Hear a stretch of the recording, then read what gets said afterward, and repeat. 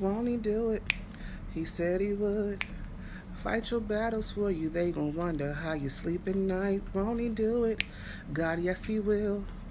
Anybody tells you something different, you know that's a lie. You gon' look back and be so amazed. How it turned out was only his grace. So won't he do it? God, yes, he will. So I trust him at all times. Good evening. Welcome to this week's episode of the Hey Girl Chat. I know I'm a little bit late. It's been an emotional afternoon for me. As you can see, the title says I'm going to be completely transparent. So I do apologize in advance if I get a little emotional, because that's been my situation for a little bit of time. um, but before we get into it, a little bit of housekeeping first. I want to first shout out and thank Miss Sheila Thompson for having me as a panelist at her I'm Every Woman first annual Say So Men and Women Having Intriguing Conversations conference. That was an amazing time. I was so blessed to be around people that were so willing to be transparent, to tell their stories, and to be honest about where they were and how they got to where they are now, to help other people feel like they're not alone and to actually make the changes needed. So thank you to Miss Sheila Thompson, first and foremost. And second, before we get into it, this video will mention Jesus more than once.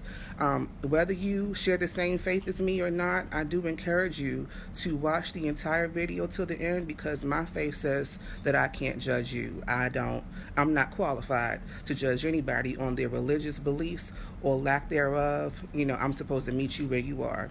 So again, whether you believe in God or not, I do encourage you to watch the video in its entirety and not click off, because I am not religion bashing at all or trying to force religion on anybody. Okay? So let's get into it.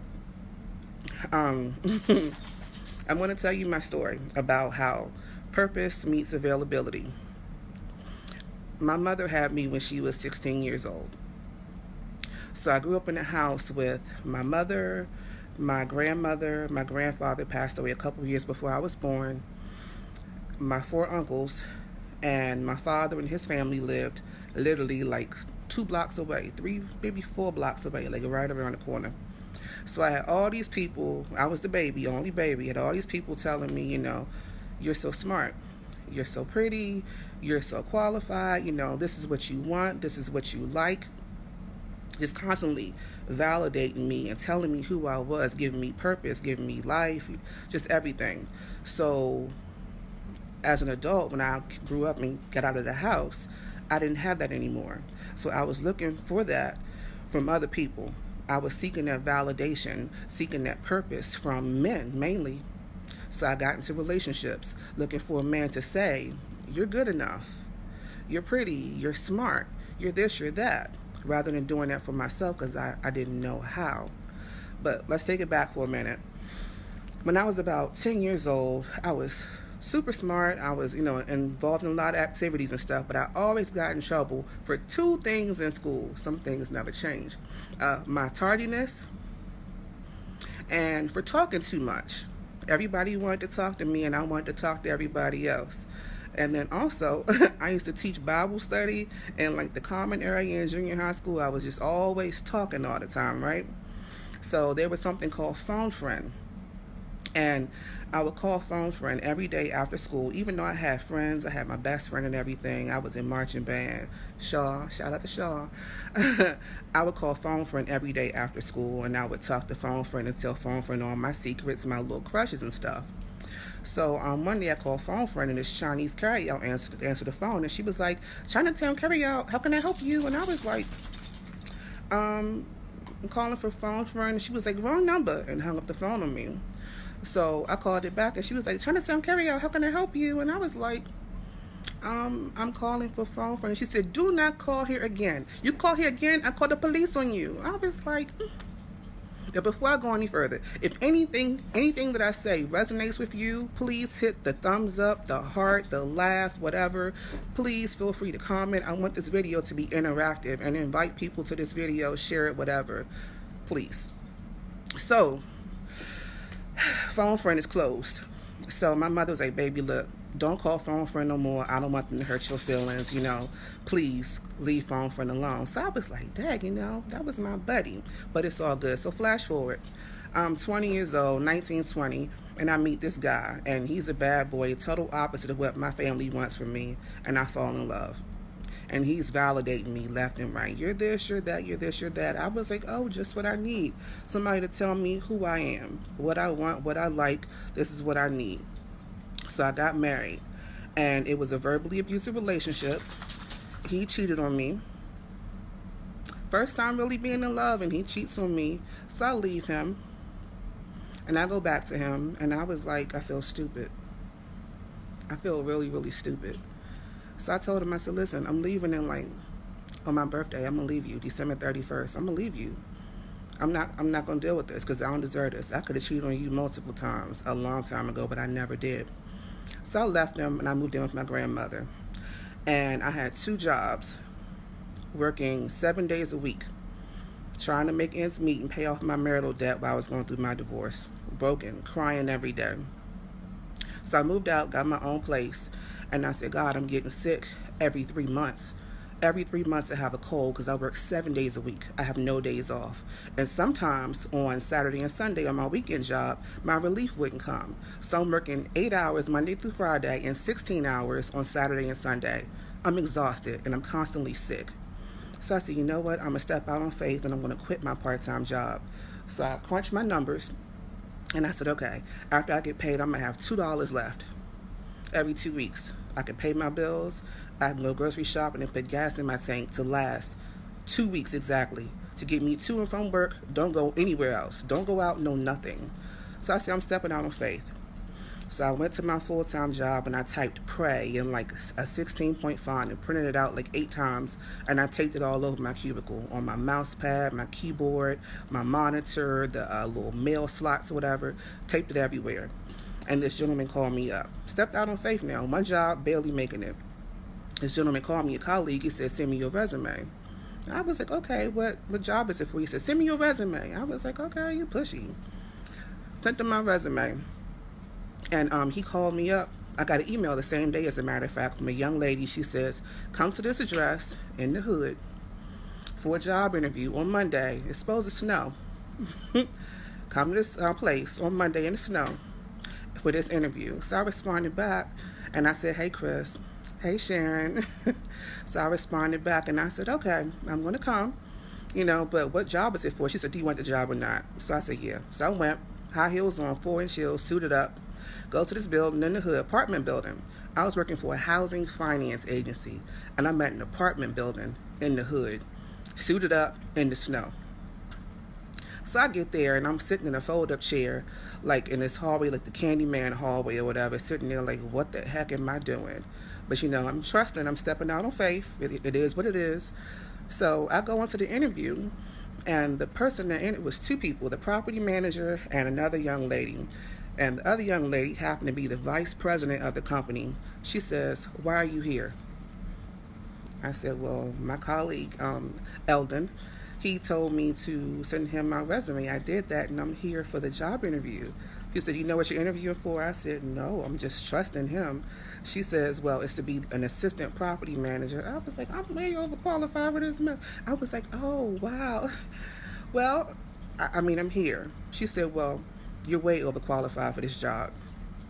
She said, are you willing to relocate? Keep in mind, I had quit my second job 2 weeks prior.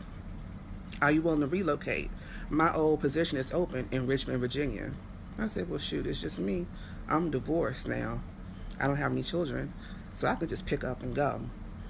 So I said, yeah. She said, well, I'm going to forward your resume to the hiring supervisor in Richmond. She needs somebody just like you. And I ended up mentoring the property manager that was supposed to interview me in my job interview. Flash forward, 2 weeks later, I'm relocating to Richmond, Virginia. Exactly 4 weeks after I quit my part-time job, stepped out on faith, right? So I moved to Richmond, and ironically, that ended a relationship I was in. I was dealing with a separated man, which is still married. He was very separated, but he was still very married. So I ended that, moved to Richmond. So God isolated me from everybody that I knew. I had no family, no friends here. 2 hours from D.C., but I'm by myself. I'm the only child on my mother's side, by myself. I'm lonely, new job, huge promotion, very intimidated, petrified, traveling for the first time by myself, traveling frequently, petrified. So I said, God, I feel broken. I need your help. Show me my purpose show me your purpose for my life. He says, hey girl. And I was like, hey. He was like, no, hey girl is your business. You're supposed to be that phone friend. Like that phone friend service you loved back in the day. You're supposed to be the phone friend. Hey girl is your purpose. I said, well, God, you know I'm not qualified. I've been through a lot. I'm going through a lot. I'm all by myself. I'm lonely. He said, no, hey girl. And I'm in isolation. So I invited my ex-boyfriend back into my life. Things got messy. And then my father died. And 10 days after my father died, this ex-boyfriend, he left me. Well, this boyfriend at the time, he left me 10 days after my father died. And I woke up one morning and God said, hey girl. And I said, God, I thought I wasn't qualified before, but I'm broken right now. I don't know who I am. My father just died. I'm single. Nobody's ever broke up with me before. This just dumped me 10 days after my father died. Who does that? And I'm like, I'm not hurt about that. I'm mad. I'm pissed off that this dude had the audacity when I was the asset in his life to leave me right after my father died when I need somebody the most. I said, well, I trust you. That happened for a reason. So it's okay. So I said, God, I can't do it. He said, well, you know what? What you're going through, what you've been through, that's what qualifies you. That's what makes you relatable. That's what's going to help people to better understand you, help you to relate to people because you can empathize, you can understand, you can relate because you've lived through that. You've been through low self-esteem. You've been through marriage. You've been through cheating. You've been through divorce. You've been through a lot. You've been through feeling insufficient. That's what makes you qualified to do this business that I'm telling you to do. And I said, God, I'm going to put it in my phone for the second time. So about a year and a half later, I'm at a conference for work. I'm out of town in a hotel. And I had been doing a lot of work on myself. I've been working on my skin, working on my teeth, working on my toenails, about the Chinese nail shops, ladies. Working on myself a whole lot. And I said, God, but I can't bring this thing full circle. I need your help. And he said, hey, girl. I said, okay. He said, now go to therapy. I'm like, therapy? Black people don't go to therapy. We don't get mental health services, He said, go to therapy. I said, okay. So I found a therapist that specialized in stress management and emotional eating. And I emailed her. And she was booked up for the rest of the year, but she responded back saying, hey, this is my specialty. This is what I specialize in, but I don't have any availability for the rest of the year. Try me again next year. And I said, God, you said go to therapy. You said go to therapy. I'm by myself. I'm suffering down here. I have all this stuff going on in my head. I'm trying to go over the loss of my father. I'm trying to fix myself. I'm still seeking validation from men and stuff like that. So he said, you wait for her. So I waited for the therapist till January the 6th of 2018. And I emailed her again. And she said, I have one slot open every other Friday at lunchtime. I said, well, perfect. I can go to therapy and nobody will know. So 3.5 months into therapy, I woke up one morning and God said, hey, girl. And I said, God, I hear you. And this time I'm ready. So flashback, God isolated me. He took me out of my environment. He took me out of D.C. He took me away from my family. He took me away from the boyfriends. The person I had invited back into my life, he took me out of that marriage, took me out of that job, and then he elevated me. He worked on me in private. I've always felt like I had like this David, Noah, Moses type of thing going on. He isolated me, got me out in the field by myself, worked on me in private, and then put me out in the limelight and said, okay, now it's your time. Now it's time to show them what I've been doing in you. Now it's time to show them what I've been cultivating in you the whole time. Show them what you're working with now. But I had to isolate you. You weren't available back then. You were too busy chasing validation, chasing men, chasing status, chasing material things. You were too busy trying to do it your way. You weren't available. So I had to break you down a little bit. I had to isolate you. I had to put you in a whole new city, a whole new job where you knew that you weren't qualified to do this on your own. You had to rely solely 100% on me, not on yourself. I had to isolate you. My friend told me that isolation before elevation. Shout out to AJ when you see this. He had to isolate me and break me down and show me that I'm going to do this, but I'm going to make it very, very clear to you that I'm doing it and not you. So you won't get no credit for this. You won't say, oh, I did. No, no, no. It's going to be very, very clear that I did this in you. So here's my challenge. If you don't know your purpose, if you're feeling afraid of what your calling is in your life or whatever your purpose may be in your life, take some time. Free up some time, some space. Get by yourself. Pray about it. Ask God to show you you. That's rough. That was real tough when he showed me. I'm sorry.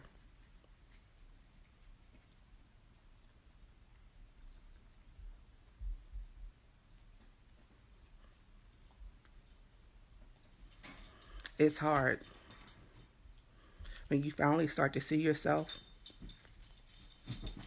and see how you have been in your own way for so long. How I have been in my way, how I have been running from God, how I have been running from who I was supposed to be for so long. Because I just wanted to be young. I just wanted to be free. I was afraid. I was so afraid. I was a fraidy cat. I want to work behind the scenes. I don't want to be out front. I don't want nobody to see me. I don't want to be in the stuff. No. I'm too shy. I'm too afraid. I just want to be in the back. And God's like, no. That's not who I made you to be. I've been working on you all this time. That's why you're qualified to do Hey Girl. Because you've been through all this stuff. One of your best friends committed suicide. You understand. You can relate. You know the importance of paying attention to people, whether they seem strong on the surface or not. You know the signs. You know. You know how important mental health care is. Because somebody close to you committed suicide. You know. Yes, Erica.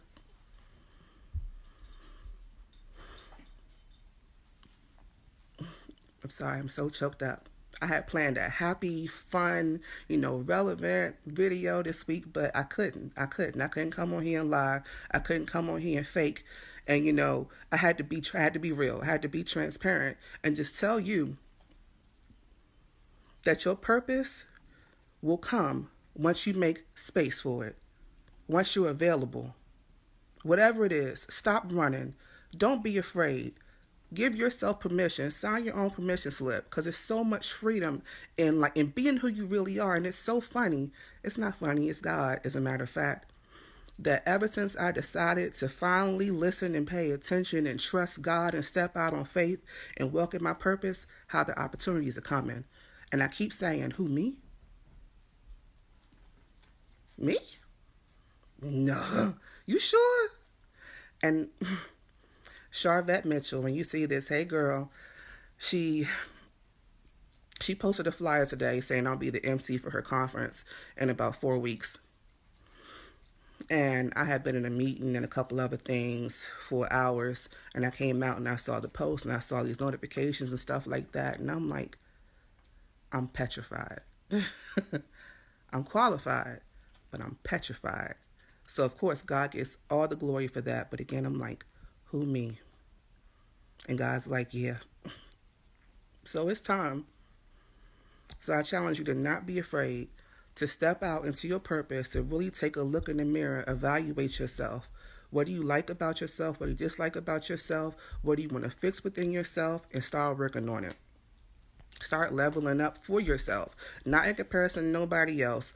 Level up for yourself, within yourself, for your future, for your children, for your family, for your legacy. Because there's so much. Oh, thank you, LaMonica. You're so sweet. Thank you, Leanne. There's so much that we can do. There's so much that we have to contribute to this world, to society, this politics. Oh my goodness. Look at our children. Look at our neighborhoods. Look at our community. It's so much that we could do if only we would just do it. If only we would just step out on faith, because we are qualified. We've always been enough.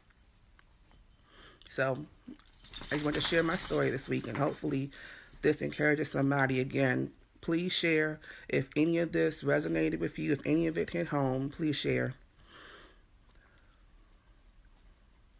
I know that's right, Erica. Yes. That happens exactly.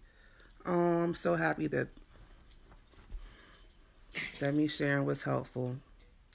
Feel the fear and do it anyway. Yes. Fear is something else. I'm telling you. Even today, I was just like, oh my God, I'm still afraid. I'm afraid. But God didn't give us a spirit of fear. That fear is not of God. Do it anyway. Do it anyway, because God is always there with you. He's always got your back. He going before you, preparing a way, right? Whatever it is, you're fully qualified to do it, especially if God's in it with you. No problem, Leanne. Oh, no problem. Thank you, LaMonica. Thank you all for tuning in. And thank you for being interactive. I like this. This is my preference to have the dialogue during the Hey Girl live chats.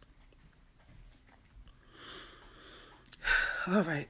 I'm going to go and pray and maybe cry a little bit more because I'm still feeling a little bit emotional. I'm very grateful for all that God is doing in me and through me. I surrendered my life, fully surrendered as an adult, probably about a year ago. And ever since then, I've been very uncomfortable in a good way, but very uncomfortable because God has changed me so much. He's been stretching me, increasing my capacity. And thank you, Celeste. He's been stretching me, increasing my capacity so much. And the things that used to bother me, used to make me feel insecure, used to bug me or really piss me off, make me want to, they're not triggers anymore. So just takes a little time. Be patient with your process. Be kind to yourself. And just try without fear. All right. So if you guys have if ladies, guys, whatever, have any comments about this, you can leave them below. Any topics for a future Hey Girl chat, you can send them to my inbox. And if you want to talk one-on-one about anything, you can go to heygirl.com with 2 eyes and girl.